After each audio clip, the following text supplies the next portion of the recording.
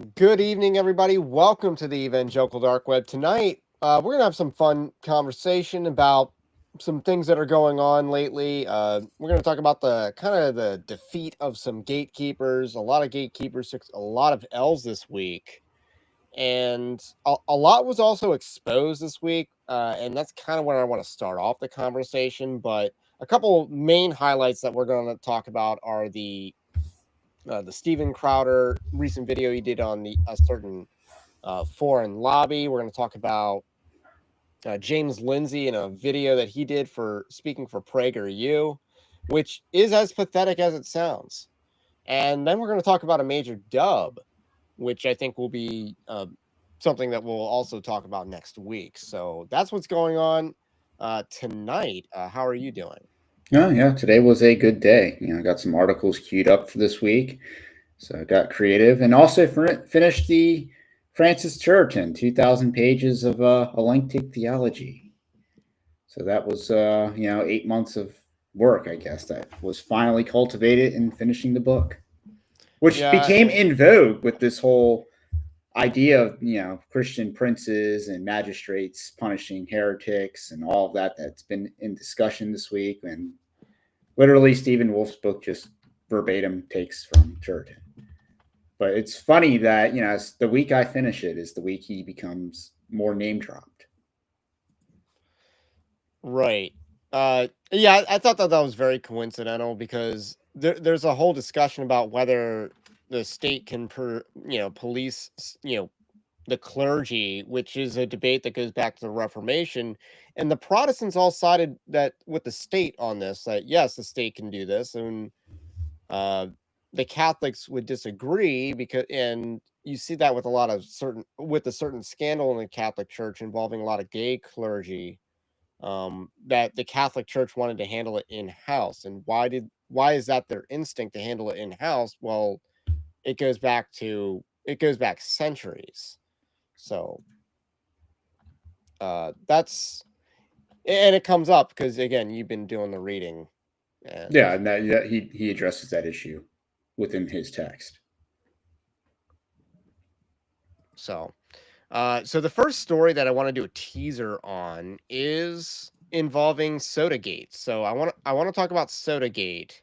And Sodagate is where a bunch of conservative influencers took money through a company called Influenceable to peddle a narrative against Trump cracking down on big soda and the idea that you can use food stamps to purchase soda. So I wrote an article called "On Soda and Sellouts," which kind of summarizes the issue. Um, use some AI for that article, but it's a really fascinating story. I believe it's Nick Sorter that did the exposing of this story. I'm going to share a screen in a second, and this story just kind of it is a good case study in how conservative ink works, but it's not the only one. For instance, so and that's an AI image. I asked AI to draw obesity for me, and it just came up with and that's like a Hispanic guy, but all the examples of obesity weren't white, which I thought was odd because there's a lot of fat white people out there, but AI is racist, I guess. That Grok, to be specific. So all these accounts peddle the narrative that Americans should be against blocking SNAP, food stamps, etc., from being able to buy soda and candy, which you have more extensive experience. Yeah, I mean, I worked at Yeah, a grocery store for 3 years, and I can tell you, and yeah, and this is more rural, so yeah, the people were more white, but yeah, the people on food stamps do disproportionately tend to be overweight. Like that is not an anomaly per se. It's just like you would think people that are financially struggling would be also financially struggling to eat, but they look like they're eating just well. In fact, they're eating too well. And oftentimes you get like these massive carts that would come into your like the cash, the checkout at the cash register, and they're on food stamps. So Yeah, we give way too much money to people on food stamps as it is. They buy junk food with it. This is not anything new. This is, and even with all the crippling inflation, I'm sure they could afford $11 egg cartons and have plenty to spare. So the idea that food stamps is an efficient program, and then when you actually read that they're like 25% of like Coke is funded by the federal government via food stamps, that's ridiculous. Like that is a major expenditure that needs to be cut, especially since food stamps is actually like non-discretionary funding, I believe. So it's not actually part of the federal budget per se because they have to pay for it, kind of like Social Security. Yeah, I don't know how food stamps works, but what I do know is that uh, what's the way to put this? We if you give a mouse a cookie, he's gonna want a glass of grape drink, and that seems to be how food stamps currently works, and it's not how it should work. But the irony is, like, there's a bunch of influencers and MAGA and even outside of MAGA. So remember last week we talked about Chad Prather and his very bad YouTube numbers. I mean, his Twitter numbers aren't much better, but he apparently took the money for this campaign, and he's trying to market it as a government overreach.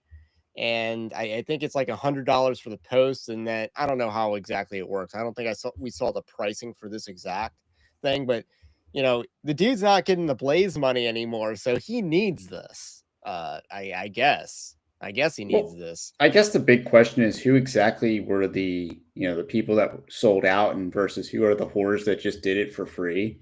Like Uh, that does need to be asked. Like who just tweeted this crap for free and I didn't even mean, get Jenna paid? Ellis, I think is The number one culprit for that. but I think Selling out I and think not she's even part getting of the paid. influence network. I think she's actually part of that network. I got a Sarah Gonzalez tweet that makes me think as well. Uh, so let me share this tab instead. So here's another example of this, and this ties into the conservative ink gatekeepers and a lot of the Zionism stuff we're going to talk about tonight. And this is a tweet from Sarah Gonzalez, which I suspect was part of an influence It, campaign. it was. It was This is because the anti-Semites can get free tickets to Bonhoeffer. The Bonhoeffer film. Yeah, So that was a Th campaign. this was a campaign that I believe Angel Studios did, but, maybe they had some coordination with, like, the ADL or something some other, organization, and it was basically, "We'll give anti-Semites free tickets to the Bonhoeffer movie," which I don't think was gonna convince them because the movie advertised a lot of bad acting and, you know, Bonhoeffer is not an admirable figure. You just can't look at his life and say this guy's a hero. No, he was a pencil pusher who was arrested like way before Operation Valkyrie even took place. So not exactly someone who participated in the plot to kill the Mustache Man. That's not historically grounded. There's no real evidence of that. It's all theory. So I mean, it's not the most baseless theory about the history and what he did, but again, he was in prison. He got caught early. So Sarah Gonzalez did this. I just pulled up Grok, which unfortunately is not super helpful in pointing me to it. It gives the tweet IDs, but it's not giving me links to the tweets, which is not helpful. But it says, yeah, these tweets right here, and it gives me specific IDs. But it basically said, all these guys, Patriot Max, Henrik, at Henrik Palmgren, and uh, just a lot of different influencers that peddled this same campaign. Uh, so so Charlie Kirk, it says, did this as well. So a lot of influencers peddled this campaign about uh, the Bonhoeffer movie, but in fairness, this is how Angel Studios does it. This is how they market movies. I've had a lot of questions about the ability for Angel Studios to market movies, and it's because they rely on the MAGA influencer network. That is how they got Sound of Freedom to $100 million because they convinced They used the MAGA influence network to convince people to buy movie tickets that would, you know, that never got used. So they were able to inflate their box office numbers with empty seats. And a lot of people did see the movie, but that is how they made their money by pre-purchasing tickets and getting people to buy extra tickets that they did not intend to Well, catch. I think with Sound of Freedom, there it did play into the child sex trafficking, I guess, hype that's on the right wing a lot of times. So it did play into something that was already kind of more conscious on the right wing, as opposed to a lot of these other Angel Studio movies, which rarely, if ever, exceed like $20 million box offices. Yet that's which I mean, somewhere between 10 and 20 million is like the cap in conservative like movies, and for whatever reason, a lot of the Angel Studios wants to spend more than that, and then Well, I pay don't think they're spending influencers more than the the budget people for who make these the movies. movies. Yeah, like Bonhoeffer lost money, and that is a huge W. That movie lost money. Uh, but yeah, and I didn't think Sound of Freedom was a bad movie. They But I technically am didn't make saying it. yeah, they didn't make it. And that movie, they got to $100 million through using the MAGA influencer network. In the article, I talk about Steve Dace and how he admitted this was the best money that his movie spent, which his movie was not a commercial box office hit, but he still used this. So this is how a lot of movies are getting advertised. And I'm not begrudging it. I'm just telling you how it is. Like, I don't think it's a bad idea. I don't think it's unethical to use this method to advertise, but I think it is unethical to simply take money to endorse a movie that you have no interest in seeing. And given the numbers with Bonhoeffer, yeah, I don't think these people saw the movie. Though I will say, I guess there's a difference between doing the tweet, which is no different than like a live read, versus uttering big Coke's talking points.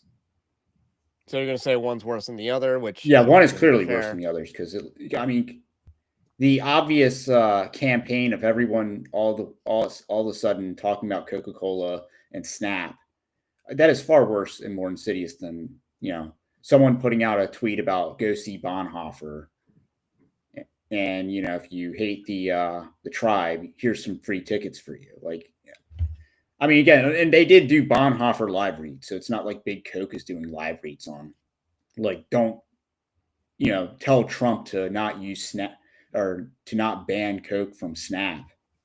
Like they're not doing those live reads in Con Inc., but they were doing that for Bonhoeffer. So I mean, I don't think it's that different.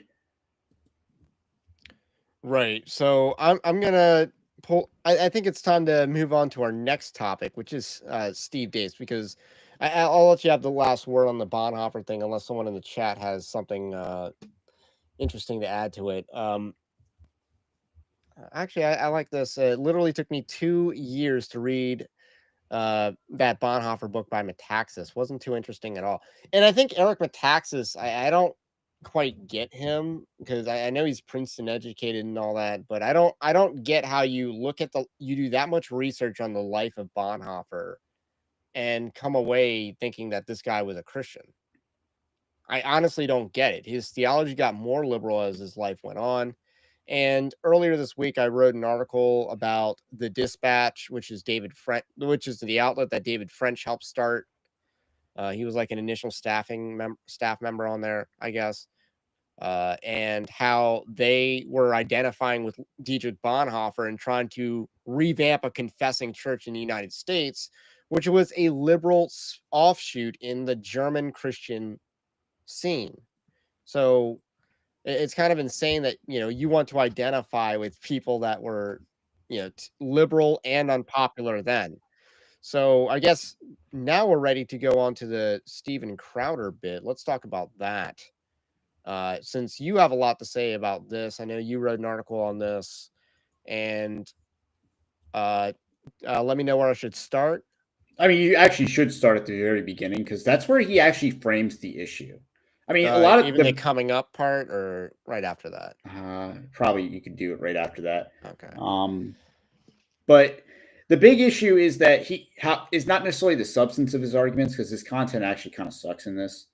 And that's not just me saying that because I disagree with what he's doing because I don't necessarily question the accuracy of the information he presents. I so much question the that is quite frankly just gatekeeping on the issue of APAC.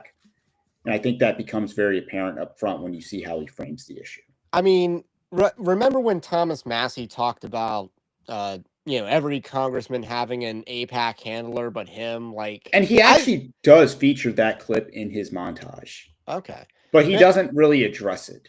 But, fun fact, I've met the APAC handler in my district. I mean, the congressperson didn't win. Like, they were working with the Republicans to nominate a candidate in my district. The Republicans lost my district, so it was a moot point. And the handler, she backed the candidate that came in last place. What's her face? Kim Klasick was like the least amenable to the tribe. And I remember she was asked about, the ability to sway the Jewish vote. And yeah, she pumped the brakes on that real quick. Now, ironically, she does not pump the brakes on getting black people to vote Republican. She doesn't pump the brakes on that narrative at all. But she does, say, hey, all these Jewish people in Pikesville, in Owings Mills and all that, they're not just going to flip to the Republican Party. So but yeah, it's interesting that she had some semblance of, not everyone's just going to turn MAGA. Anyway, let's roll tape. I don't like seeing this division that you see on the right, and I think that you have this identity politics, this kind of class warfare going on, really on what used to be the far left, which is the actual party of anti-Semitism, and then they've sort of connected with the far right in being anti-Semitic. There are actual people out there to whom the Jews are at the center of all problems in the world. And then you have people who, just like accusing you of racism, homophobia, transphobia, they use anti-Semitic to try and silence any legitimate criticism. Let me be clear. So what's interesting here is he kind of takes both sides approach. Like, he does do the woke right. He does the he whole sounds exactly theory like of politics, which isn't a thing. There's a horseshoe theory of practical intelligence, but there's not a horseshoe theory of politics. Like, that's fake as garbage. That's garbage. And then he tries to say that anti-Semitism is used as a woke buzzword. Yeah, I mean, the big thing is he starts off by saying, "Oh, he starts off with the whole anti-identity politics, even though identity politics is literally what wins Trump his presidency, 1, 2, or maybe 3 times." And the problem with these people that are against it is they want to assert individualism, even though everyone else is able to act as a collective. And when you get these people to sit down and actually have a discussion, like Neil Shenby with Dave Green, they'll basically say, well, black people can collectivize because they have a unique experience, or that they are a unique group of people, but they don't allow that for white people. And even though, the group of heritage Americans that founded and built this country and built all the infrastructure, built all the cities, they should have a right to collectivize. If anything, they should be the only ones that have collectivization, considering it's their country. And Crowder is basically playing into that narrative that, hey, everyone else can collectivize except white people. And that's really what a lot of these debates on the right come down to, is whether white people have the right to collectivize or not. Right. It's a good way to put it. Clear about my stance. I hope that Israel wipes Hamas off the face of the earth. When people get mad, for example, at Christians or Jews blaspheming against Islam, right? When Muslims get mad, you can't paint Muhammad. Well, guess what? Your entire religion is effectively based on blasphemy, because you're claiming that Jesus Christ isn't the person who he said he is and who we believe him to be. But we don't blow you up over it. I'm not a big fan of radical Islamism, or Islamism, 150 million plus people who believe that violence is justified against infidels. I want to be clear about that. Now, gotta pause right here. Actually, Danny Boy had another good comment. It's like Ortland's old tried third wayism, good one, Crowder, about what we said after his little opening statement, trying to kind of play both sides and then come down the middle. It seems to be what Crowder's about to do. But you saw right there, he just talked about Islam blaspheming Christ and God and all that. But now do Judaism, bro.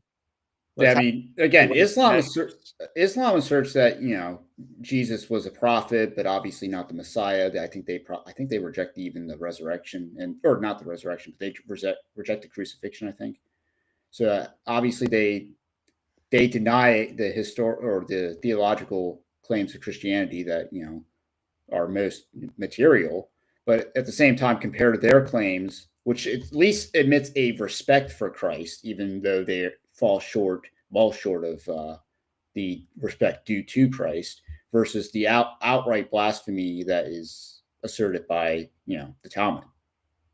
Yeah, it's kind of, and that's what you see from so many people in conservative Inc., which we're going to kind of dive into how, like, the Zionism is kind of the driving force. Christian Zionism is sort of the driving force in all this. But With that anyway, being said, and as a Christian, I do believe that Israel has a right to exist. You need to separate your personal faith and your personal beliefs sometimes from your duty as an American. And I do have a problem specifically with AIPAC as an organization. Let me put a finer point on it. I dislike AIPAC for the same reason I dislike Act Blue and the SEIU, because they give huge sums of cash to far-left, anti-American candidates. The only caveat with AIPAC is if they support Israel. Now, I have no problem with someone who supports Israel. I have a problem with someone who's anti-First Amendment, anti-Second Amendment, right, who's pro-abortion, because, I passed the litmus test, pro-Israel. And so you see AIPAC supporting. You cannot give money to a far-left Democrat in 2025 and claim that you love America. I'm a Christian. I believe in charity. We all do. At least 1/10 goes to the church, right? A tithe. I also understand that as an American, I shouldn't be voting for the United States to be the charity of the world, because that's not my role as an American. It's a system of government. I should personally be charitable. so did he just call America a system of government, or is he just talking about the government in general? But I'm going to be generous and just say he's kind of doing the whole Matt Walsh, where I think America first means we don't give foreign aid. And I mean, Crowder kind of has that more libertarian style of leaning of non-interventionism and non-aggression principles. So he is very much like an isolationist from a foreign policy standpoint. So I'm not going to besmirch him on that. Obviously, the whole, I believe in their right to exist, and you have to separate your duty as a believer or your beliefs from what is best for your country. It's an interesting way to frame it. yeah, I was kind of curious where he was going with that, or what he meant by that, because I don't believe that we should sacrifice, Christianity at the public square. I do think that we should sacrifice, that if you get into politics, you should actually play to win the game, not to, try to be above the game and lose. I mean, I would be more charitable towards anything he says, because I'm not necessarily going to haggle over his wording here. But again, your ultimate reason is that, oh, well, they give money to the Democrats, or they give more money to the Democrats. And later on, it'll be, well, they're not even the biggest lobbying firm in Washington from a nominal dollar standpoint.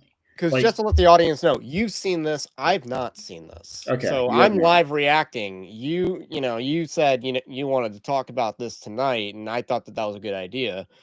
So his reasoning isn't going to be like anything groundbreaking or like, whoa, AIPAC is really sinister. It's kind of more along the lines of, and as he kind of hints at, they're no different than Act Blue. But let me actually pause and say why. Actually, I'll get to that at the end. It's not the United States' duty to effectively spend themselves into oblivion, into greater debt, in order to help Zambia, Ghana. Same thing. I personally support Israel's right to exist, and of course, their war against Hamas right now. That doesn't mean that our policy should at any point place allegiance to Israel or some kind of lobbying group above that of the United States. Does that make sense? Yeah. I'm a Christian first, and then I'm an American. But as it relates to our system of government, my duty is as an American first. And I understand you can be Jewish and American. But as an American, it is your duty when you vote and we discuss politics to place this country first. The founders were very, very clear about that. So, getting into this, there are a lot of claims out there, some of which are true, some of which aren't, and claims from both sides. regarding AIPAC. So I'm going to go through some claims, both from the attack angle and the defense angle, and hopefully make sense of this. All references are available, link in the description. Just, if you disagree, I expect hate to come from all sides here. And I think that most people out there probably line up with this line of thinking more than the people who scream the loudest on social media. You can comment at the end of this segment. What is AIPAC? They're the... So I actually thought that part was not terrible. Like that, where he says, yeah, we don't have a duty to support a foreign country, even if you support it personally. Well, but that's the problem, though, because who always gets what they want and who never gets what they want? The American people never get what they need, what they want, but Israel generally does. And, Netanyahu comes to America, he gets a standing ovation from the U.S. Congress. He's introduced as His Excellence, Benjamin Netanyahu, which, I mean, it's a title of royalty that exceeds even that the President of the United States is given, because the President has no title. No, he's just called Mr. President. He's just called Mr. President. That's a precedent set by George Washington. But even still, if the existence of Israel is dependent on the charity of the United States, if you're against the charity of the United States going to Israel, then that means you're against the existence of Israel, because they need that charity, or they need that money, or they're not going to survive. They don't have that? Well, I mean, one, they don't have the infrastructure to actually win a ground war if they needed to. They can't suffer mass casualties on the ground. And at the same time, Iran has demonstrated that they can penetrate the Iron Dome with relative ease. Yeah, and that whole spat like a couple of months ago, that was with the United States and the Jordanian military defending Israel also. And forewarning. So take away the... and they had advanced warnings. If you take away that, Israel's Iron Dome is getting penetrated. And again, that's not even the only thing. That's a correct analysis. And that's not even, again, if Iran doesn't warn and say, hey, we have to do this because of what you did. And then you have the fact that what happens down in Egypt, because Egypt's an overpopulated cesspool that could easily be overthrown if we don't give them money to buy food from the Russians. So you have a huge need for us to give them food to keep that region stable. But if we take away the foreign aid to Egypt, then a war could break out and then spill over into Israel. So there's a lot of other geopolitical situations that are happening. And then you have the Houthis. Right, and that's affecting the Red Sea trade route. Which little bit of a history lesson, right, about the whole Suez Canal crisis, because Britain and France invaded Egypt in, I believe, 1956. It was during Eisenhower's election year, and this was a bit of an October surprise that he did not want any part of. You can understand that Eisenhower, in the middle of an election year, the Republican Party is been decimated because of Roosevelt and all that. So he's like the first Republican elected. So his election, it's not like a sure thing that he gets reelected. And then he had to deal with the British and French invading Egypt, coordinating with Israel to attack Egypt. And that threatens to put the whole Middle East in the hands of the Soviet Union because Cold War politics, right? And ironically, if Britain and France just invaded Egypt because we're empires, I don't think that would have happened. I don't think the Americans would have been so forthright about clamping down on that. So it's not. So I guess there's some history that says, that they should not have made those mistakes of the past, and now we got to deal with Houthi rebels now. So what the British and French feared would happen from the Egyptian-controlled Suez Canal is now happening in the form of the Houthis at the other end of the Red Sea, disrupting trade, which they are reliant on that trade route. Dude, there's a lot of situations in the Middle East that are dependent on U.S. charity. Yeah, because of our not even geostrategic, because there is no geostrategic, but because of our essentially beholden Congress and beholden government to one country in the Middle East. That really doesn't serve any geostrategic interest. Yeah, it's not exactly in our strategic other than the whole Suez Canal thing. It's not exactly in our strategic interest to prop up the Egyptian government. Again, you have a country that's literally overpopulated, and it was the ancient breadbasket of the. It was the ancient world's breadbasket. Yeah, they could feed the entire Roman Empire or whatever, but they can't They They can't do can't that use the now. Nile Delta to grow grain now. It's kind of insane. The American Israel Public Affairs Committee, and of course, you've heard a whole lot about them in the news recently. A big part of the conversation is a particular lobby group called the American Israel Public Affairs Committee, or AIPAC. There's also this lobby, AIPAC, which is a very, very powerful lobby. It's all about the Benjamins, baby. In response to this tweet, would love to know who Representative Ilhan thinks is paying American politicians to be pro-Israel. Omar tweeted again, AIPAC. Ostensibly, it's a group of Americans who lobby on behalf of Israel. A lot of the big money lobbies that are corrupting a lot of our politics. Big oil, the NRA, AIPAC. I mean, it's pretty obvious why AIPAC would be investing in getting pro-Israeli politicians into the government. If you stand up, you're going to find that AIPAC and other billionaire-funded super PACs are going to go to war against you, putting huge amounts of money in a primary in your general election. All right, a lot to let's break down those clips. I saw nothing I disagreed with in any of those clips, even from the Democrats. Well, I mean, They're just talking obviously, about the money and influence of AIPAC. They didn't even I thought that they were gonna go pro Hamas or something in these quotes, but they didn't.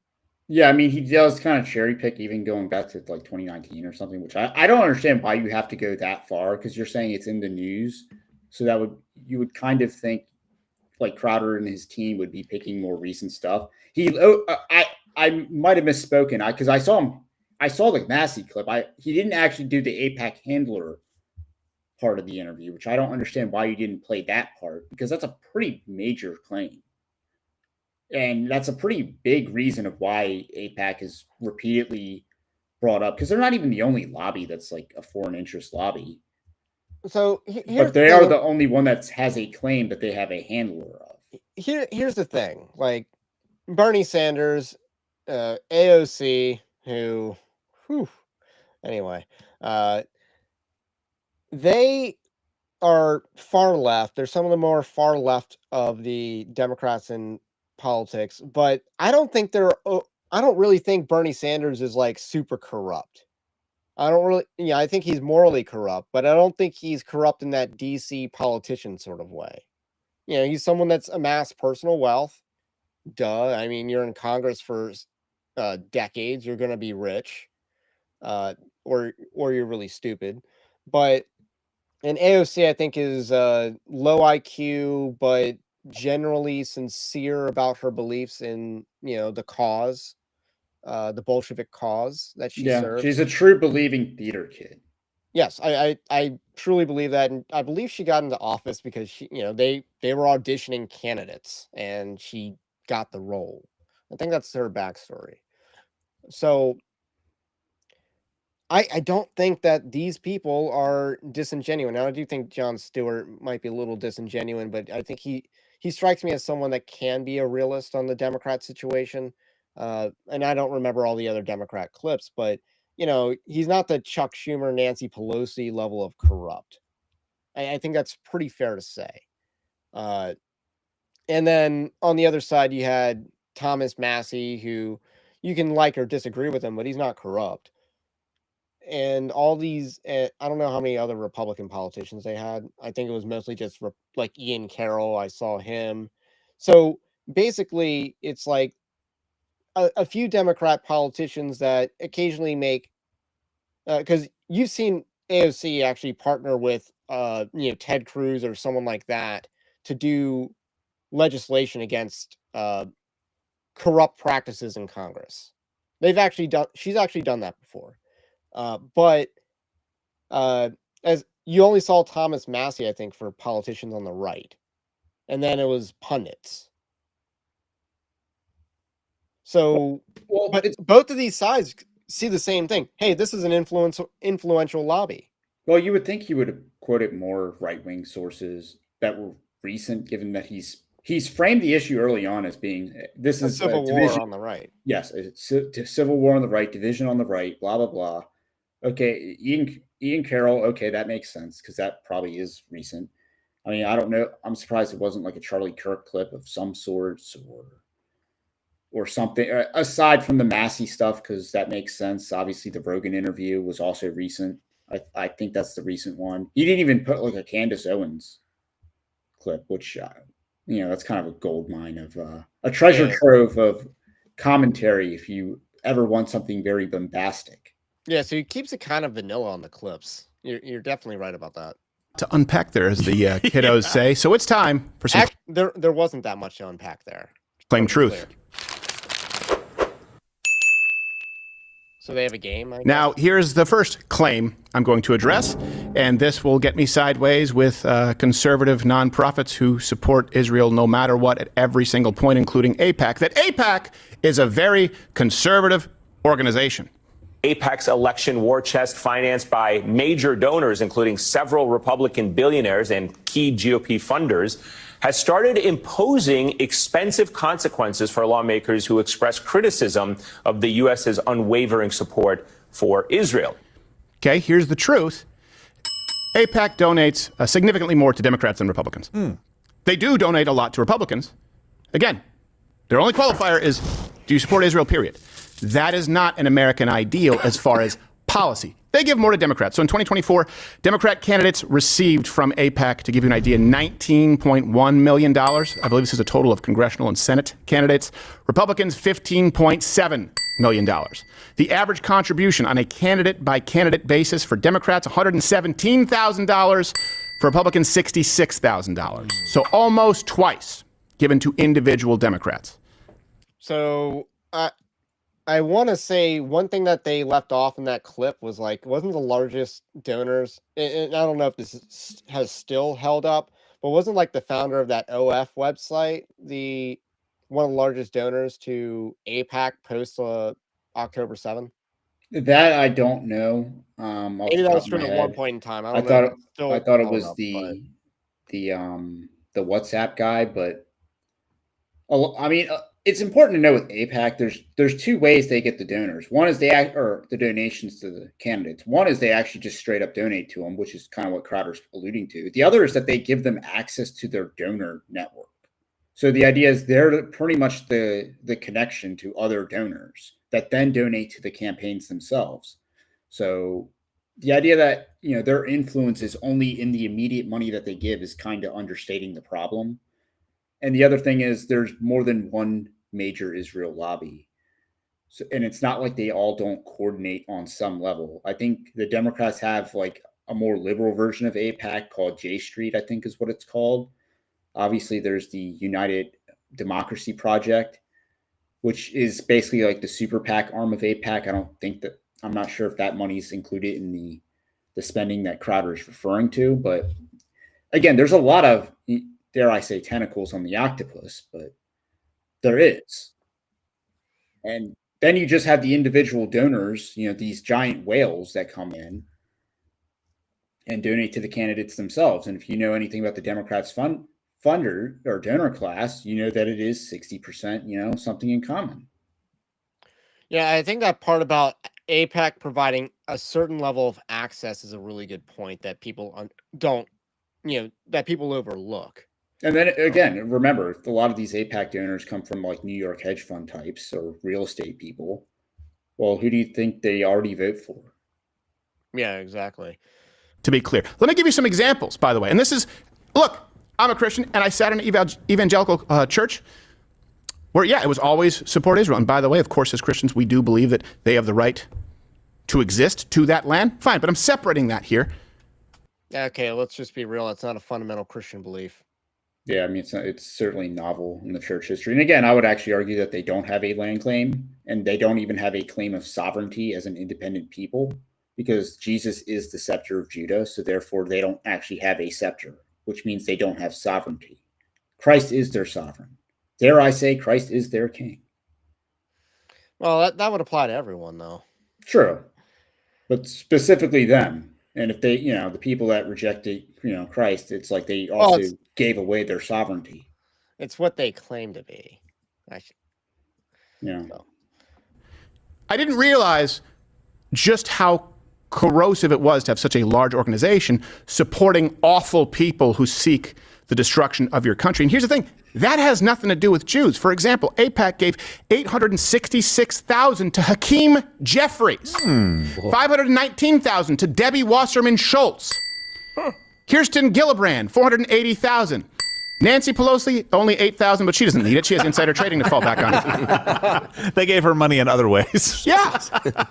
So this is the issue here. You have people on the evangelical right who believe that Israel's our greatest ally. That certainly is likely the case, can be argued. That doesn't mean that AIPAC is if they're giving to Debbie Wasserman Schultz and Hakeem Jeffries, and they brag about how 98% of their candidates are elected. Well, hold on a second. Let me ask you. Am I supposed to be on board with AIPAC? Does it make me anti-Semitic if I don't abandon my pro-First Amendment principles, my pro-Second Amendment principles, my pro-life principles? Why would I abandon all those principles just because your only qualifier is supporting Israel? I do support Israel. I don't support those candidates, and I don't support a giant organization giving those candidates money because you're actively fighting against the United States of America. Their primary goal, AIPAC, is to get pro-Israel candidates elected.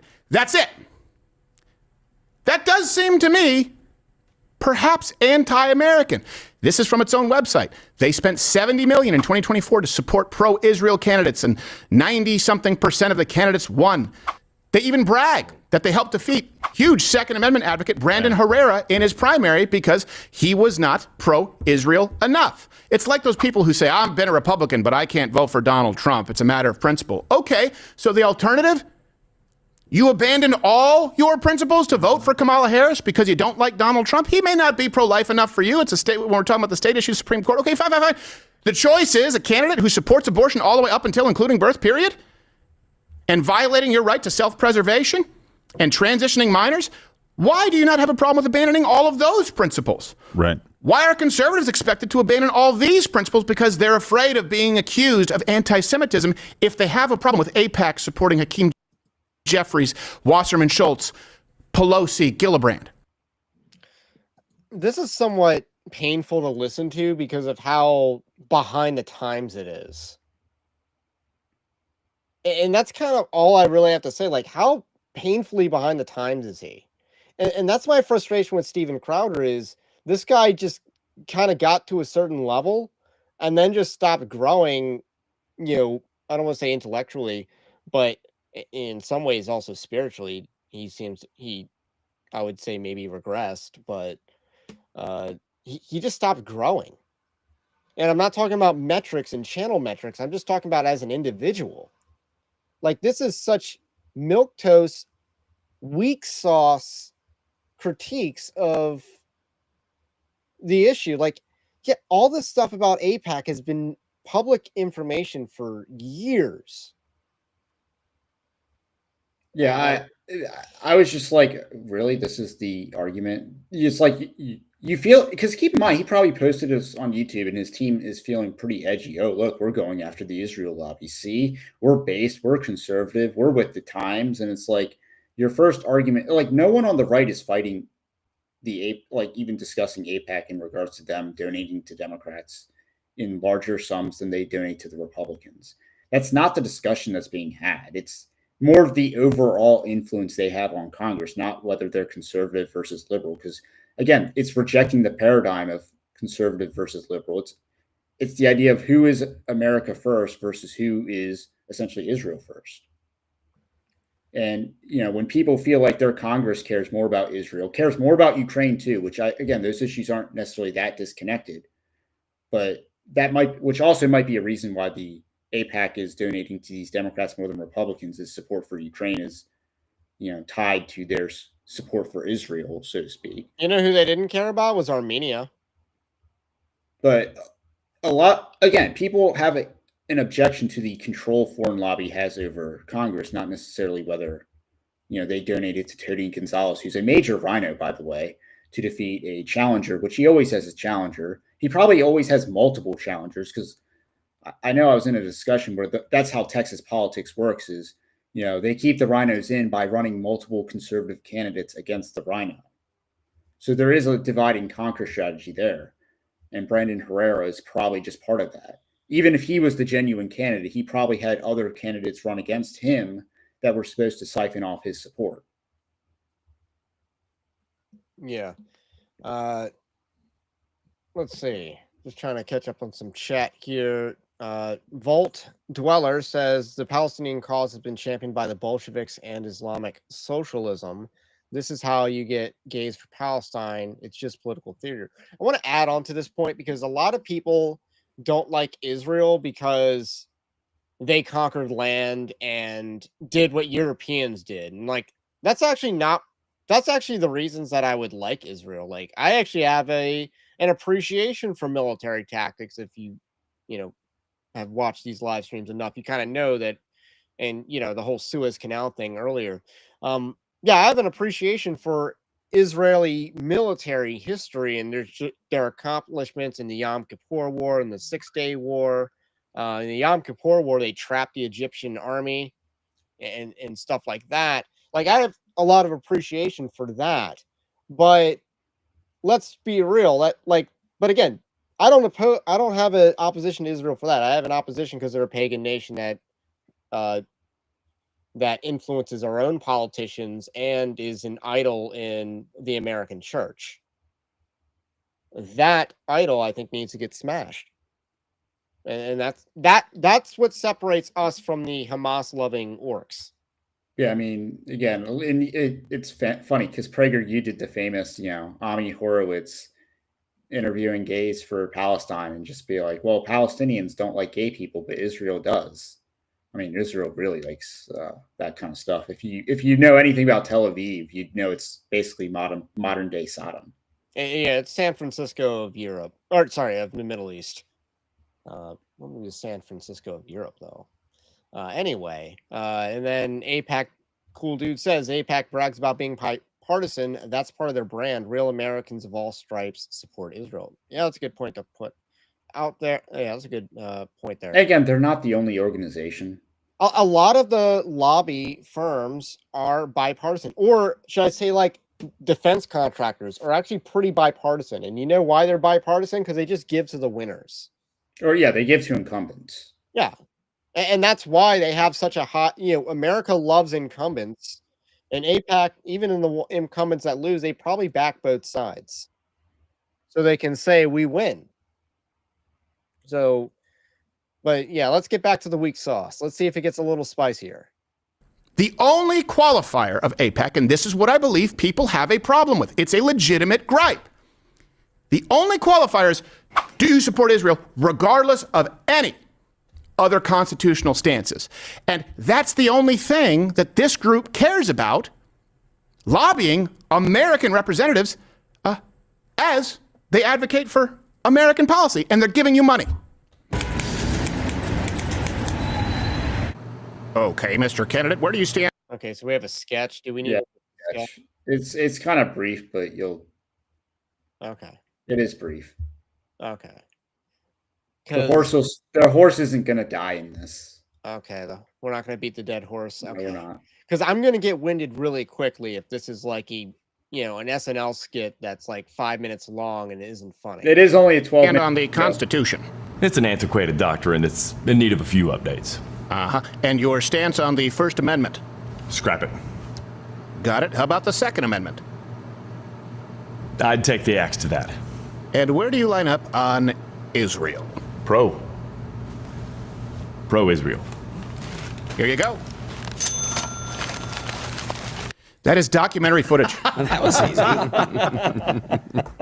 By the way, it's incredibly responsible to be pro-Israel and also be pissed off at some of the things that Israel does, right? Sure. Jesus was exactly this, incredibly pro-Israel, but stood in the temple and basically lambasted them for what they were doing and got really annoyed by them as well. I'll just have you sometimes like, how long do I have to put up with these people? Oh, if Jesus went to AIPAC headquarters, he'd at least flip a table. At one or two. Yeah, absolutely. All right, let's kind of address that claim, because who did Jesus ultimately side with in the AD-70 revolt is the Romans. I mean, yeah, just like he said would happen. They left out that major part of the prophecy. Yeah, it's like that's like obviously there's the end times, but I don't want to say the modal, but like a lot of the New Testament prophecy is about the fall of Jerusalem. Just straight up. And, Jesus was on the side of Rome because he didn't actually call for the overthrow of the Roman Empire. He didn't call for Jews to overthrow Rome. He said, "Render unto Caesar that which is Caesar's." No, again, it had Gerald Morgan, who's the CEO of Louder with Crowder. He's also the co-host, and he's the guy that gave the response when a lot of the lawsuits were going down with Crowder and Jared Morgan or Jared Monroe. So when all that was going down, he gave the official response. He's kind of like their Jeremy Boring. Yeah, that's good. He is. He's the CEO of Crowder's organization. That also wants to do show business because he's not really a good side host, but yeah, a lot of people don't like him. But yeah, he's very rabidly dispensational, and if he had said Jesus was pro-Israel because he was the true Israel, I would be 110% in agreement. But that's not where he was going with that. Yeah, it's kind of like that Jesus was a Zionist too. Yeah, and again, Jesus was not a Zionist. Absolutely, you can do both. He probably cursed some of their fig trees. Yeah, never producing again. Blow out a menorah, all of it. Yeah. How do you feel about that? Enjoy your Hakeem Jeffries. So here's another claim that I'm going to go through, and now this is going to anger, unfortunately, the actual anti-Semites of the audience, and it's a very, very rare thing. But if you believe that Jews are the cause of all problems in the world, okay. I just ask that you apply your outrage equally. All right? And just got to say, maybe this person exists. It's Dennis Prager, who basically said that every ism but Nazism comes from one group of people. Like Dennis Prager asserts that Jews are responsible for, what according to Crowder, is all the evils in the world. I mean, Dennis Prager actually asserts that. I mean, it ain't anti-Semitism if they admit it, right? I mean, from the applying horse's it mouth. Equally here. I have the same problem with AIPAC that I have with Act Blue, or I have with whatever Elect Hillary PAC today. I don't like them because I don't like our point of view. They hate America. It's that simple. But this claim that is being made is that AIPAC is the single most influential lobbying group in D.C. They control everything. Well, AIPAC is one of the two most powerful lobbies in the United States. Not just the most powerful pro-Israel lobbies, but most powerful lobby, maybe on par with the National Rifle Association. Okay, here's the truth. Was that guy right wing? I don't think the NRA is that powerful of a lobby. The NRA couldn't even stop Florida, a now deep red state, from passing gun control before Ron DeSantis got elected. When Rick Scott was still governor. Like, how powerful is the NRA as a lobby? On a federal level, not at all. Well, not any. Like, also, important context here. Like, the NRA has had a lot of issues in the past 5 to 7 years, right? Like, yes, they've had a lot of leadership. They've lost a lot of ground. So, like, first of all, we're just cherry picking like bad examples, because there's no way if you're making a power rankings of most powerful lobby groups and you have AIPAC and the NRA as 1 and 2, like, are you kidding me? How out of touch are you? Like, Big Pharma doesn't make it, or the defense contractors don't make it. So we got a chat saying that is Max Blumenthal, who is Jewish and anti-Zionist, who I've actually seen interact with or get into spats with Ben Shapiro over. So yes, I know who he is. I don't know what he looks like though, obviously, but I don't know if he's right or left. I think he's liberal, but yeah, I just, how is this supposed to piss off the right? And again, Crowder's entire claim is that volume of dollar amount equals influence. Okay, so that's going to be his argument? That's going to be his argument. He's got 1 minute to make it. So if you look at 2024 lobbying, we're sort of separating this here. AIPAC ranked 191st, behind groups like the National Association of Realtors, Chamber of Commerce, and Meta.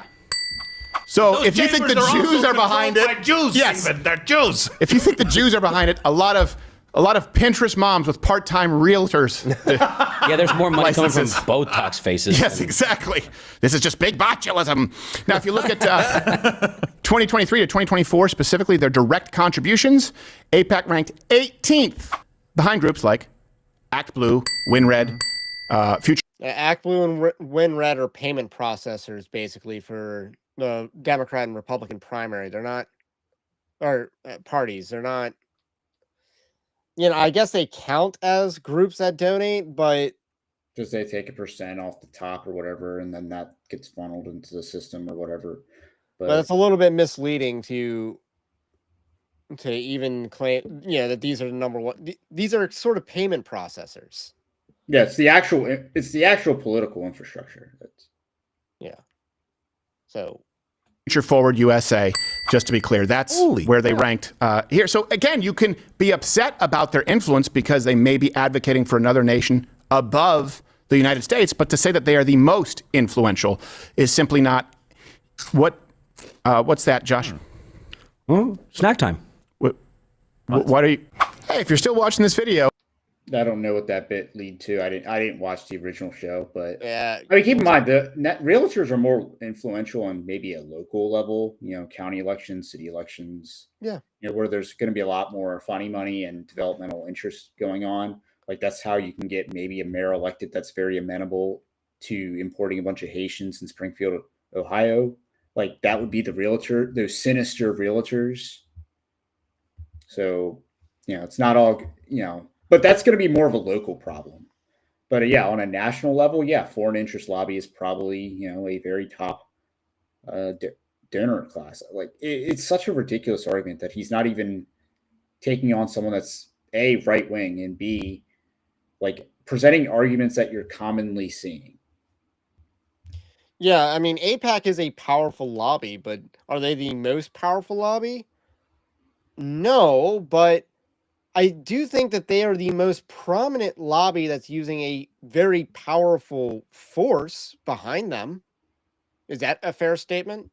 I mean, I would probably say that they are, but they're they're ahead of the Hydra. So I mean, whatever the core of the Hydra is, which it's a rising tide of the Zionist movement that has lifted the AIPAC up. The AIPAC as a political organization hasn't done anything that the groundwork for its ability to succeed hasn't already been laid. I mean, you take them away, then someone else just fills the role. It's not like they're unique in this. Exactly. And then when you get them and the ADL on the same team, then that's how you get like TikTok bans. Because again, that which lobby wanted that to happen? That's a huge impact on a lot of Americans in their daily life. Yeah, do you know how many of those Botox moms or whatever that you're talking about are realtors? Probably care more about TikTok than they do about Israel. Well, probably most, if not all of them. Yeah. So I don't know. It's insane. So I don't think that he was making a compelling argument at all there. And man, I think it's time for another video because here's the thing. AIPAC, I'm going to get ready to share a clip of Mike Huckabee that went viral this week. So yeah, and this will be a clip that explains why people talk about AIPAC in the lobby so much, as having so much power over American politics. Like Exhibit A, Mike Huckabee.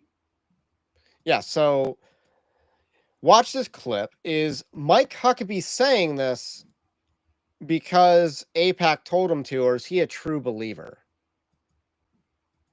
Israel, in many ways, is a reflection of our own heritage and history. It is the Judeo-Christian law that there is a right and that there is a wrong, upon which all of Western civilization is built, but certainly our system of government.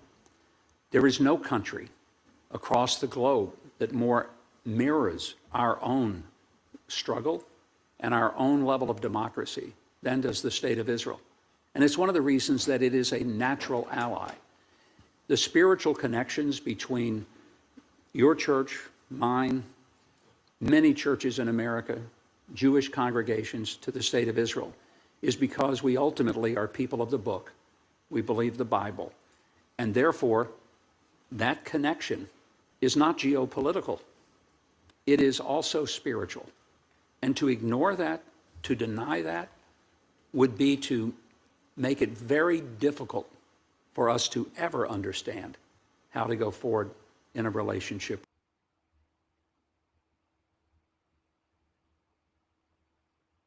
Your take on that?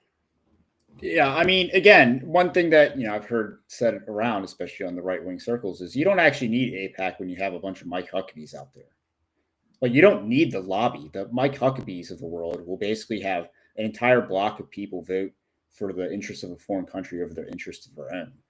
We'll vote for the guy that, and again, that's how you get an Iraq war. That's how you sell that to an American people that were confused at how Al Qaeda connects with Iraq because George Bush wanted to do that. But that's how we got Iraq war.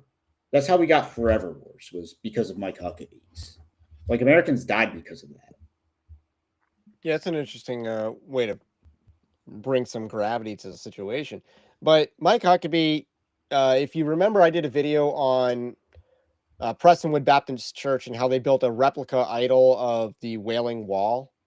So apparently, we're just building replica idols in the church now, or is your church building a astropole or something? So anyway, just along those lines, they go ahead and do that, and then Mike Huckabee's he's on the board of advisory to All Israel News, which is a Zionist news outlet that claims to be kind of Christian. A lot of people are on board with that, like the Graham family, or Jack Graham, I think, is on board with that.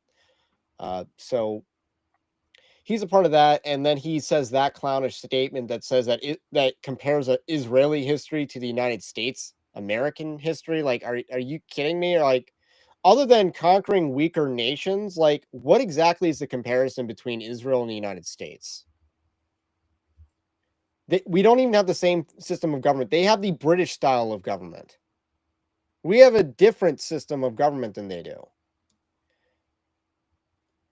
What is the comparison? And then he moves on to the spiritual aspect of it and claims that churches have a spiritual connection to Israel, a secular pagan state in the Middle East, half a world away. So, I mean, there isn't even a geopolitical interest in Israel. They're kind of a liability. Like, if you could resolve that whole Red Sea piracy issue by sacrificing one country or your commitment to one country and make peace with Iran, that would be a good deal for America. Well, it's like I said towards the beginning, like, they were the liability, they were the flaw in the British and French's plan to invade Egypt, because Israel would have turned the entire Middle East in the hands of the Soviets, and they didn't think about the greater geopolitical picture that Eisenhower was thinking of during an October before an election year. So they're geopolitically, they're sort of a liability, and you're absolutely right about that. And it goes back to the 1950s. No, 1948. Well, maybe, maybe even before that, if we want to talk about the Balfour Declaration and stuff like that. But because it's not actually in America's interest at all to secure a foreign country in the Middle East. The only interest we have in the Middle East is making sure that the oil gets out of the ground and gets transported to America safely. And taking it through the Red Sea is the cheapest and most efficient way. Then securing peace to get that oil through the Suez Canal is the number one concern. And anything that disrupts that peace is a liability. Yeah, spice must flow, as they said in Dune. Yes, the spice must flow. Anything that inhibits that is a threat. And I just thought what he said was just asinine, but that is what drives the power of the Israeli lobby. It's not the Israeli lobby itself. They are handed a fantastic deck of cards from which to capitalize. Yeah, they got a great hand. They are AIPAC is, I don't want to say they're born on third base, because they've been around since the 1960s at least. Second, so they're in scoring position. Yeah. So let's just say they're born on second base, not third base, and now they're definitely on third base, going to home. But the groundwork was by people like Mike Huckabee that created the lobby, and then the lobby's just so powerful that it's penetrated both sides of the political aisle, because Democrats aren't going to make this a hill to die on, because they also have a donor class. It's part of a certain group. So you got the the Mike Huckabees on one side, the Yeah, Republican side. lobbying in kind. So Democrats receive twice as much money. Okay, but you have literally 10 times as much in kind donations on the Republican side, and so that's not even including John Hagee, who has his own lobbying organization. Yeah, so you got the Mike Huckabees on the Republican side, and then you got the Jewish donors that are on the Democrat side. It kind of keeps the circle, it keeps the Israel lobby, the Israel prominence flowing. So I got another clip, and this is from James Lindsay. So I'm about to pull this up, but James Lindsay making spiritual arguments is just one of the most laughable things ever. Yeah, I mean, imagine making a spiritual argument to a spiritual claim that you don't even believe. Yeah, it's like, this argument doesn't work on me, but it'll surely work on you.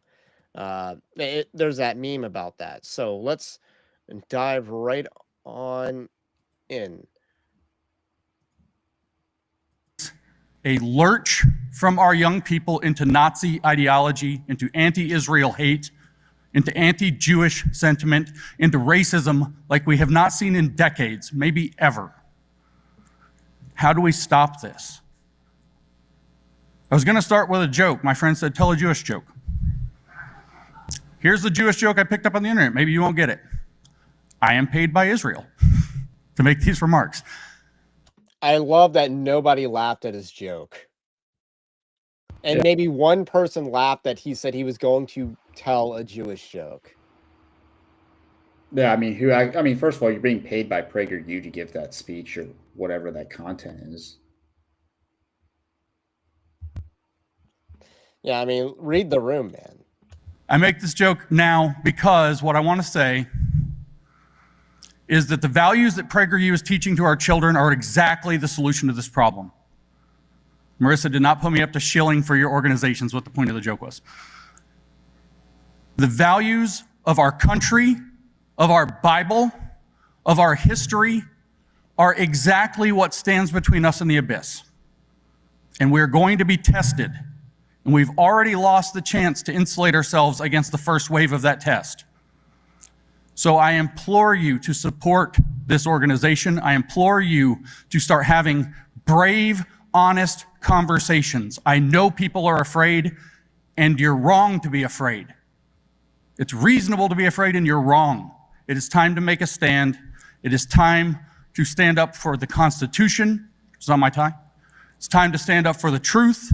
It's time to stand up for truth and goodness, biblical values, and everything that's made America great.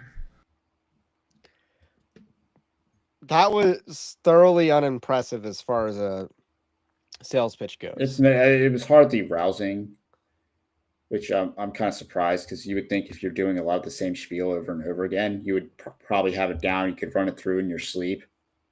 But if you're an atheist, and again, this guy's far from the kingdom of heaven, good job all these Christians who gave him money to teach them things. You just made him super conceited, which I'm sure he was probably already arrogant before that, but you guys just upped his level of conceit. So good job, everyone who, mostly Michael O'Fallon, who brought him into the church. And now he's making moral arguments again, about how Israel, the Bible, and how we need it, and how Jews and Christians all have the same morality and stuff like that. And we need to unite to stand for the Constitution, and Constitution even harder.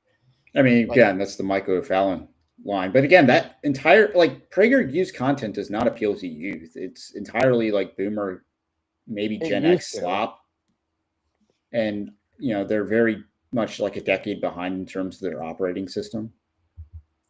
It's certainly become that way. And I think actually when PragerU went downhill was when they hired Candace Owens.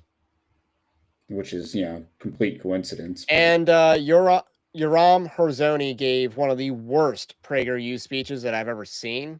That was late 2018, where he tried to say that a certain mustache man in Germany wasn't actually nationalist. Are you kidding me? You can still be a nationalist and acknowledge that a certain mustache man was also a nationalist, like, and obviously even disagree with Mustache Man. I mean, so it was really stupid. In Herzoni's defense, he did endorse the case of Christian nationalism by Stephen Wolfe. His Yeah, name I was is on actually the pretty book. surprised by that. I was surprised that he's, sort of, he's actually been very amenable to Christian nationalism, because I guess he sees it as a necessity for his political outcomes. And I hope I'm not stealing your thunder when I say that PragerU is basically trying to subvert is kind of doing a push into subverting Christianity through James Lindsay, and of course Neil Shenvi being a big one that they're kind of onboarding for content. Even though, again, the youth don't give a crap about Neil Shenvi. They like Dave Green, who absolutely roasted him in a debate. That if you actually get Neil Shenvi to sit down and discuss these ideas with someone that opposes him, he has nothing to stand on.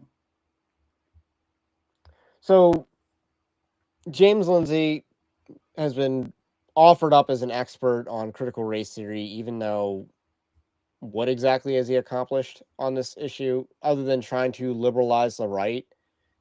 And this is what's been frustrating, is that he was utilized. He basically became the guy that the right turned to in many ways, instead of, we could have turned into the church for our own experts, because critical race theory is not hard.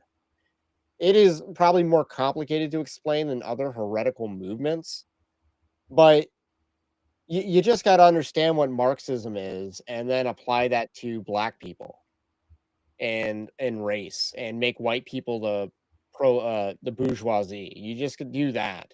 Like, it's not hard.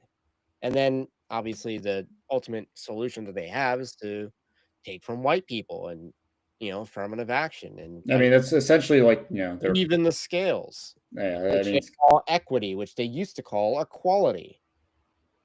I mean, again, a lot of their politics revolves around just taking from from those that don't have, actually, that have. Here's why he's famous. One, he submitted journals that got peer reviewed, because there's always been great, peer review is never not a broken system whatsoever. And then second, he took pictures of books written by critical race theories and tweeted them. So he tweeted pictures of books. He's not famous for his own ideas. I mean, he's technically a mathematician, which, again, that's supposed to mean that he's an intelligent guy. But what it actually manifests itself as is that he sees everything as systems and equations, and that's not how people work. Yeah, I mean, again, math is supposed to be very rational, and again, you can't call humans rational. I mean, again, half of humans are women, so yeah, not exactly rational. Come on. Anyway, you gotta get a little humor in there. Oh. That's a better joke than his joke. That's a better joke than what Crowder said. Well, that too. Crowder attempted maybe 6 jokes and all that. Blow out the menorah. Oh, that was actually pretty good, but that wasn't. That was the comedian. That was okay. But a guy got arrested for doing that, so yeah. So, that part is just so cringe. And let's talk about common morality for a second. We don't have common morality. You got Dennis Prager, who thinks that you can just you can have animated, CP, if you know what I'm saying. Oh, he thinks that that's fine. Yeah, if he's fine being a Coomer. He's fine turning PragerU into a Coomer-U or Gooner-U. If spanking the monkey is a sin, then there is no God, is what Dennis Prager actually said. He said the spanking the monkey euphemism? Well, I mean, he might have said, he might have actually said masturbating, but I can't believe he actually said that. Which was insane. And that was in his defense of the animated CP. Yeah, I mean, we don't have common morality with PragerU. And that's beside, because I don't think PragerU necessarily represents a religious Jewish teaching, but I will say he represents what James Lindsay's selling. James Lindsay's selling PragerU as necessity, and yet what is PragerU advocating? Animated CP. So, I mean, it is just subversion, gatekeeping, containment. You don't get to have a country, and you just have to tolerate, the fact that your government basically imported the third world into your country, diluted you, sold off all your opportunities. You just got to tolerate that and accept it. Like, that's PragerU's message. And here's the thing about James Lindsay. I wish he didn't have as much influence, but like people like Joel Berry and Neil Shenvi, they all take their talking points from James Lindsay, whether they admit or know it or not. Like, look at Joel Berry saying virtue is not possible without liberty, which he got caught tweeting, and I think he deleted it. I think this is the tweet that he deleted. And this came right after James Lindsay talking about liberty first, hearing replies to liberty first with something like, no, Christ first. And he's like, gratefully, no, you can't proclaim Christ without the liberty to say it. You can't hear his proclamations without the liberty to hear it. You can't receive Christ without the liberty to choose to.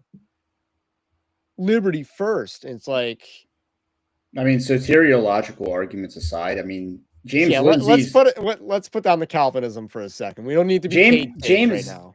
James Lindsay's entire conception of liberty could be summed up as, amateur porn is the ultimate freedom, which is an actual tweet. Yeah. That's what he thinks liberty is, the freedom to make pornography. Right. So when he talks about, proclaiming liberty without price, again, Diocletian, Nero, all these names ring a bell. No, Christianity has endured some of the most oppressive regimes. Even they always say that the church in Iran is booming. They always say that the church in China is booming. I don't know how true that is, but booming that is what they're saying. The war with Iran. That is what we're always hearing in church world. And then he tweeted this out. This is really from 2024. I thought this was way earlier. He's like, thinking about pretending to be Christian so I can tell Christians how bad they are at being Christian, and they'll have to listen to me. It's, again, this is who James Lindsay thinks he is. He thinks he's way more important than he actually is. After 1492, there was a group of people that, did exactly that. They're called conversos, where they converted to Christianity and then, proceeded to, I guess, be subversive to Christianity. And that's what James Lindsay is acting like. Well, except he's not even converting to Christianity in order to be subversive to Christianity. He doesn't need to. They'll pay him anyway. Yeah. So, and I don't know how much that gravy train still kept going, but, Charlie Kirk was giving him speaking gigs at TPUSA Faith. So I want to move on to the dub. And that dub has come in the form of the Tucker Carlson show interviewing Andrew Isker. And this is huge. I think this is actually huge news. The Gatekeepers have lost. And Tucker Carlson, I think, has played a major role in defeating the Gatekeepers. But here's the story. Andrew Isker interviewed by Tucker Carlson. I wrote this on Evangelical Dark Web. You should sign up for the newsletter so you don't miss these awesome articles that are written by yours truly, his truly, and we have another writer as well. Andrew Isker said you can just do things, posted this photo, and apparently he's on the wooden table getting interviewed by Tucker Carlson, and not everybody's happy about this. There's some pretty butthurt individuals. Bill Roach. Now, Bill Roach, I said earlier that, there could have been a Christian influence in the church to fight critical race theory. Bill Roach was one of those people that could have been that. He was on John Harris back in the day, but then he became a Michael O'Fallon acolyte, and you can tell how far his apologetics ministry got. So he's not exactly the Wesley Huff. He kind of blew that opportunity. Yeah, he could have been the guy. He could have been one of the go-to guys on critical race theory and fighting wokeness, but instead he chose to be an acolyte of Michael O'Fallon, get sucked into his orbit, and eventually kind of become woke himself. So, and then he's just like, Tucker, if you want a counterpoint, you can shoot me a DM. It's like, here's where I tried warning you. Now, keep in mind, Tucker Carlson is very strategic, very intelligent guy. And, he does have obviously some interest in an agenda. So he is very selective with when he both records interviews and both when he releases them. So he does a lot of timing he does play around with this timing. He'll have several interviews probably loaded up in the chamber, and then he launches them. Yeah, so I'm hoping this drops Tuesday. And the other thing is, again, Tucker Carlson has major people, important people that listen to him. Yeah. And then we got Janet Mefford. I know you really. This was the first time in a while it's been fun to dunk on Janet because she has gone full. I said that the gynocracy is big mad right now, and she's like, Always fun to. it just doesn't do the numbers. It might be fun, but No. I haven't always got the numbers dunking on her. I mean, you just got to do I the got John. You numbers just dunking have to on do her. the John MacArthur go home Janet. You got to do a little bit more than that because Yeah, I most know, people don't but- know who she is. She was on syndicated radio for a number of years. She might have had to pay for being on radio because you can rent space, and that's a lot of the times how it works. But she might have done that for a number of years, but she was on radio and then only has 4,000 followers on social media. But she said there's 8 billion people on Earth, and yet one of the best known American journalists chooses to interview woke right subversive after woke right subversive. None are accomplished or interesting. None are that smart. None offer any true wisdom for mankind. It's no accident. And there's another kind of soft woke Mikhail Olson who writes for Not to Be, has some bylines in Christian Post as well. And then James Lindsay, of course, says he tried to tell you. So they are big mad right now. And I actually love to see that. This is a huge dub. The gatekeepers are losing and Tucker Carlson has a big role to play in that. Let me say what I was going to say earlier about Steven Crowder. Steven Crowder, I found to be a gatekeeper kind of early on. When you look at the guests on his podcast, none of them are to his right. He does not entertain people to his right on podcasts as far as I have ever seen it. And I watched Crowder for a few years. He is instrumental to the Hodge twins becoming as big as they are, and they're clout chasing with the whole Andrew Tate and let's interview a David Duke and but David Duke one might have been funny. I don't know, but I'm sure. No, they interviewed the one. Didn't they interview the one girl that had a Lila Phillips or whatever. Yeah, the train girl. Yeah. But anyway, so he was instrumental in launching the Hodge twins to be something other than fitness bros or whatever they were before Crowder came along. So he was instrumental in that, and they are considerably to his left. Dave Landau was considerably to Crowder's left, and I think that's one of the reasons why he hasn't really gotten his show never really took off. No, I mean, Landau genuinely is a comedian. Audio Wade was the only person to his right. He is in that. Well, like Landau was in that barstool conservatism angle, so I think he had a utility. But yes, as far as his regular guests go, I mean, yeah, he doesn't really get anyone on his left, or he gets people that are like more apolitical. Yeah, and I'm not saying he has to get only people on his right, but it's kind of weird when you see someone never really interview people that are to the right. Even Ben Shapiro did on the Sunday special, like the early days of that. A lot of those people ended up being to his right, but not the case with Steven Crowder, and people began to notice. And I think that's kind of why he's fallen off. He's fallen off that, and he didn't translate to a daily show very well. So those are my thoughts on Steven Crowder and his. And I think that's the reason why he gates. And that's how you know that someone's a gatekeeper. They don't entertain their right. They only, they want to be right and no further. And that just does not work. And the internet's destroying that. Tucker Carlson was, he's one of the number one podcasters on the right. It's kind of hard to get ratings on that, but he's one of the number ones because he doesn't gatekeep. He will have Daryl Cooper come on. He will go to interview Vladimir Putin, and get a history lesson on Russian history and stuff like that. So he's willing to do that, and he's willing to have people like Doug Wilson on, who was on a brief episode, and he had Megan Basham also on a brief episode, I think. So I'm really hoping that the Andrew Isker one is long.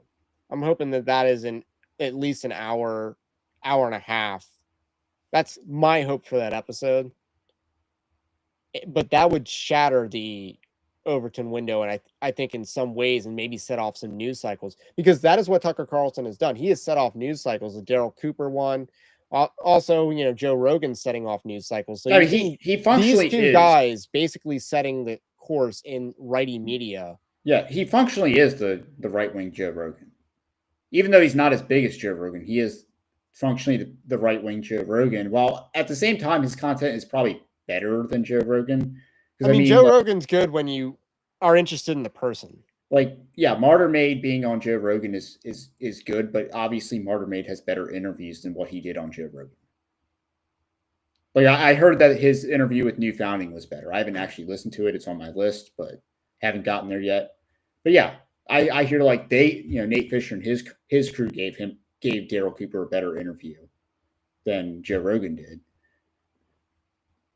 But at the same time, Martyr Made being on Joe Rogan is a very big deal. I think Mel Gibson and Wesley Huff just crushed it on Joe Rogan. So and you love to see that. The vibe shift is real. And Tucker Carlson is one of the people that is emblematic of it. A lot of people would say Russell Brand, but I'm just not really sure about his. Like, he seems to be the guy that kind of wants to define Christianity on his terms, and it's. I mean, I hate to use the term messy, but he still has a lot of that new age programming. Yeah. So I'm rooting for the guy, but I'm concerned. I'm going to concern troll. Got to concerned, but I don't think he's going to have the influence on the vibe shift that Tucker Carlson. Well, I don't really think he. And Tucker Carlson, I don't think is the strongest believer. Anyone that listens to Russell Brand, but obviously, you meet people that listen to Tucker, and yeah, I don't. Yeah, and Tucker is not the strongest believer, but he also has no faith tradition to rest upon. Like, he grew up. His background is Episcopalian, and he's made a lot of jokes about it. But so I'm hoping. So what predictions? What do you think the Andrew Isker interview with Tucker will be about? I think it will touch on Heritage America. You could take a drink when he mentions Richard Nixon. Like, I don't think it'll be about the Jews. No, it'll probably be about Heritage America, maybe civil rights regime, maybe Richard Nixon appreciation. So I think that'll be some of the major themes that'll come up. It's not going to be about. Tucker Carlson is bringing him all the way to Maine to talk about Richard Nixon? No, I just think it'll come up. Okay, I think he's actually going to talk about the dispensationalism. Okay, well, I actually think he's going to talk about what he's very famous on YouTube and whatever for talking about. What if it's not envy? What if it's not envy? He's going to. Andrew Isker crushed Doug Wilson in a debate. Andrew Isker also did the series on dispensationalism with Joel Webben, which I actually finally finished today. It was actually a lot more tame than people give it credit for, or than people would think. Like, I think it's pretty ho-hum, but maybe not everyone thinks like that. But I think that's going to be the focus. But that's just my prediction. I think that would crush the Overton window, and I'm excited about. Yeah, I mean, this kind of sums up what I'm saying. It'll be about repealing the 20th century. So that's kind of what I think it'll be about. Okay. So, which is very much encapsulated in civil rights regime, Richard Nixon. I'll do a last call for questions, but don't forget to smash the like button on the live stream, and because I think that helps. But and subscribe if you are new. Check out Evangelical Dark Web patron-like system. You can support us there, and also book Winning Not Winsome: 10 Commandments of Spiritual Warfare, which is a book about discernment. So that's what that is, and it can help you if you're looking for a church and stuff like that. A lot of resources for that. So anything else to add? No, we got a couple articles in the queue, so including the article that'll kind of do the recap on Crowder's APAC video. Yeah. Oh man, I saw this. Here's a question. Use regular pictures when you could have used the Ghibli pictures. Can I just say I've not gotten this Ghibli thing to work? Like anytime I use ChatGPT, it's like I can't do that. It's against content guidelines. So I thought maybe you I'm were supposed to saying use something Grok. wrong. No, Grok.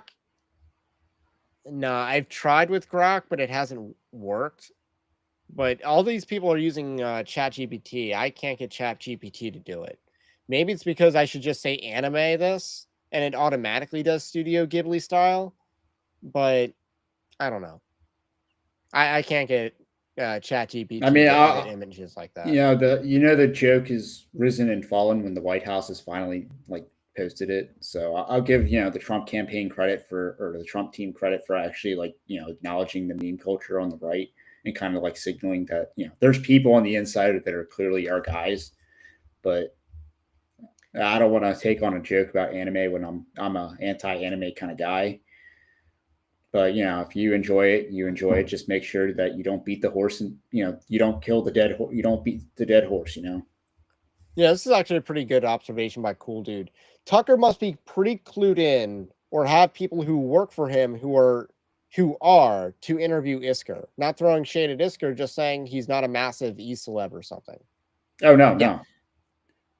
no. That's why I get think he that completely gets it. Like yes. That's why I think he's going to talk about dispensationalism. Just saying. That's why. And actually, let's kind of end here. So I've had a lot of frustrations with dispensationalism in debates lately. I'm not going to tell the personal backstory to this, but dispensationalists represent the debate as being about hermeneutics. And I think this is just a complete lie. It's a fallacy. Because they claim that they read the Bible literally, that they take the Bible the most seriously, which is a good sales pitch for dispensationalism, but it's not the reality of the situation. They go into Scripture having a certain belief about Israel that they then read into Scripture, which they then use as a lens to read Scripture with. And that is not a correct hermeneutic. Reading Scripture literally, as the dispensationalists otherwise say, will naturally lead to a non-dispensationalist out view. So, you're going to read Galatians and not come away thinking that modern Israel has any significance. Yeah, I mean, again, or you'll read Peter saying you are a chosen nation or chosen race, which is directly chosen race of priest, which is a direct quote from Deuteronomy. And then you'll read Deuteronomy 28 and yes, this was already fulfilled. Jeremiah already fulfilled. So, and that's what the land promises were already fulfilled in is it 1st or 2nd Kings 4:21 that talks about the land that under Solomon they got from the border of Egypt to the Euphrates River under their control. But dispensationalists are like, that wasn't really the fulfillment of the land promise. And they just move the goalpost on what the Bible describes. Is that the Bible, first of all, I think the Kings, because it was originally one work, maybe in 2 scrolls, but that author clearly viewed Solomon's reign as the fulfillment of the land promise, because they also talk about the number of Judah being the sand in the sea. So the Bible believed that the land promises were already fulfilled. The Bible believes that the return promise was already fulfilled because they returned from exile. That's what the return promises are. Also, the temple promise. So Deuteronomy 30 is about the return from exile. That was fulfilled. The reconstructed temple is not a 3rd temple; it's the 2nd temple that was not built when Ezekiel wrote his prophecy.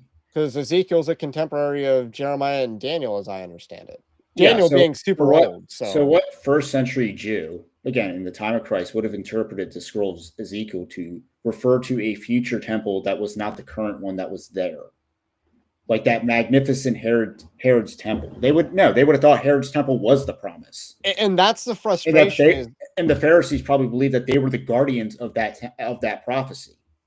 Yeah, and that's my frustration with dispensationalists. They move the goalposts on biblical prophecy to say, no, this wasn't fulfilled then because Israel didn't have sovereignty. It's like, yes, they did. The Maccabees were sovereign. They were an independent kingdom. So, you can't even say that modern Israel counts because they have sovereignty when the Maccabees were a Jewish state and had sovereignty. So it's just, they move the goalpost, or actually it's the return from exile doesn't count because they didn't have sovereignty.